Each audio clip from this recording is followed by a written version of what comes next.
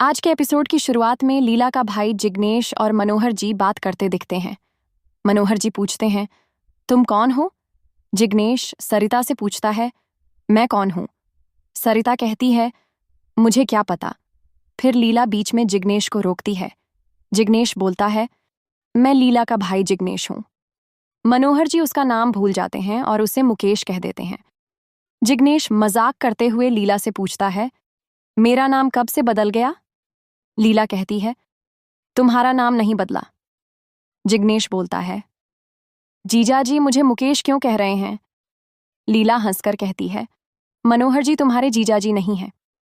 ये सुनते ही जिग्नेश को लगता है कि हंसमुख अब नहीं रहे और वह रोने लगता है। तभी बाबूजी कहते हैं, मैं तो जिंदा हूं। जिग्नेश उनका आशीर्वाद लेकर गले लग जाता है। जिग्नेश मनोहर जी के बारे में पूछता है तो अनुपमा बताती है, ये मेरे गुरु हैं। सब हंस मजाक करते हैं और जिग्नेश लीला से मिलता है। फिर वह परिवार के सभी लोगों से मुलाकात करता है। इसके बाद लीला अनुपमा से कहती है, भवेश के लिए मिठाई ले जाओ। साथ ही वह प्रार्थना को भी मिठाई पकड़ा देती है। उधर दूसरी तरफ मोतीबा कोठारी परिवार के साथ राखी का त्योहार मना रही होती है। ख्याति तंज करते हुए राही से कहती है, तुम लोग संगीत में गए थे और शादी में भी जाओगे, तो राखी पर क्यों रुक रहे हो? आज ही चले जाओ। पराग कहता है, कम से कम त्योहार के दिन तो शांति बनाए रखिए। ख्याति गुस्से में कहती है, मेरे दुश्मनों के घर जाकर खुशी मना लें, लेकिन आप चाहते हैं मैं चुप रहूं। मोतीबा बोलती है, आज हम भी राही, माही और परी को मायके भेजने से नहीं रोकेंगे। हमारे घर की रीतियों में इस दिन की छूट होती है। प्रेम कहता है, इसका मतलब प्रार्थना भी आज यहां आ सकती है। वह प्रार्थना को कॉल करने का सोचता है, लेकिन मोतीबा उसे रोककर कहती हैं, प्रार्थना यहां नहीं आ सकती क्योंकि उसका इस घर से कोई रिश्ता नहीं। प्रेम बोलता है, हमारा अपनी बहन से रिश्ता है और हमेशा रहेगा। अगर प्रार्थना नहीं आएगी तो हम उसके पास जाकर राखी बंधवाएंगे।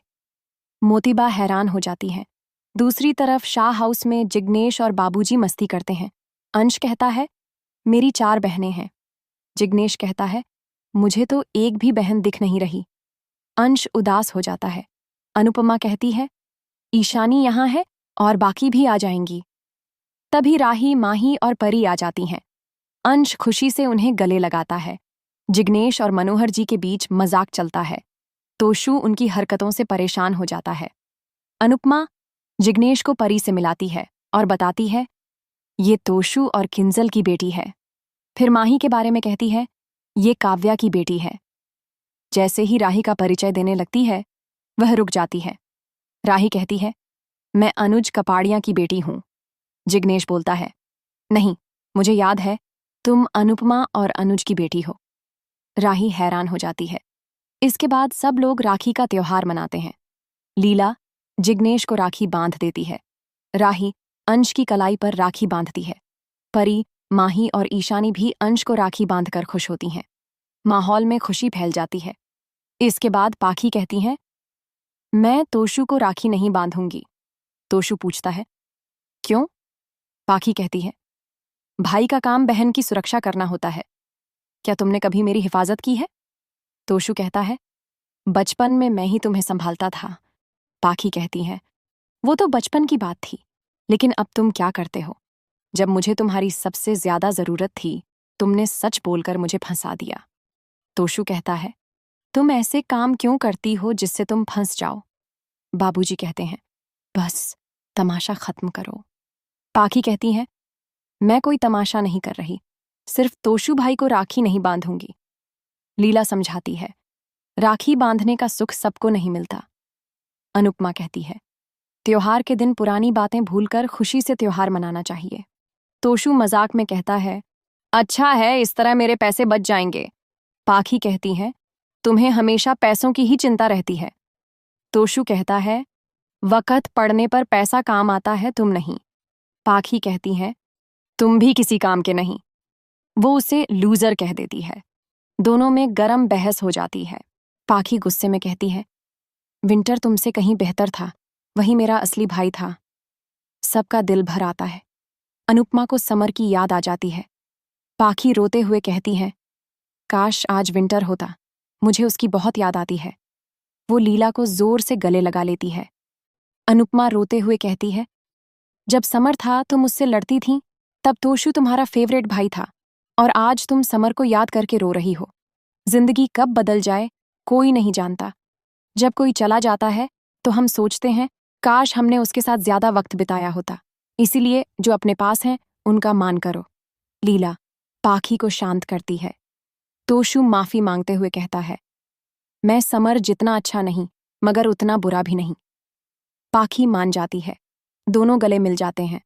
पाखी तोशु को राखी बांध देती है। सब मुस्कुराते हुए सेल्फी लेते हैं। दूसरी तरफ प्रेम, राजा और बादशाह प्रार्थना का इंतजार कर रहे होते हैं। मोतीबा कहती है, तुम लोग कब तक भूखे रहोगे? प्रार्थना यहां नहीं आएगी। प्रेम कहता है, अगर वो नहीं आई तो हम उसके घर जाएंगे, लेकिन राखी बंधवाए बिना कुछ नहीं खाएंगे। राजा कहता है, प्रार्थना ने भी शायद अभी तक कुछ नहीं खाया होगा। तभी बच्चों की टोली प्रेम पर झपट पड़ती है और उसी समय प्रार्थना आ जाती है। प्रेम, राजा और बादशाह उसे देखकर खुश हो जाते हैं। गौतम चकित रह जाता है।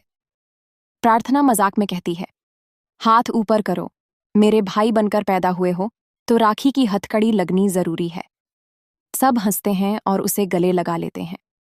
प्रार्थना पराग, ख्याति और मोतिबा से कहती है, मुझे माफ कर दीजिए, शायद आपको मेरा आना अच्छा न लगे, लेकिन आज मैं यहाँ बेटी के रूप में नहीं, बहन के अधिकार से आई हूं। राखी का कार्यक्रम शुरू होता है। अनिल कहता है, मुझे पंखुरी के नाम की राखी बांध दो। गौतम जाने लगता है तो पराग उसका रास्ता रोक लेता है। गौतम डरकर वापस आ जाता है।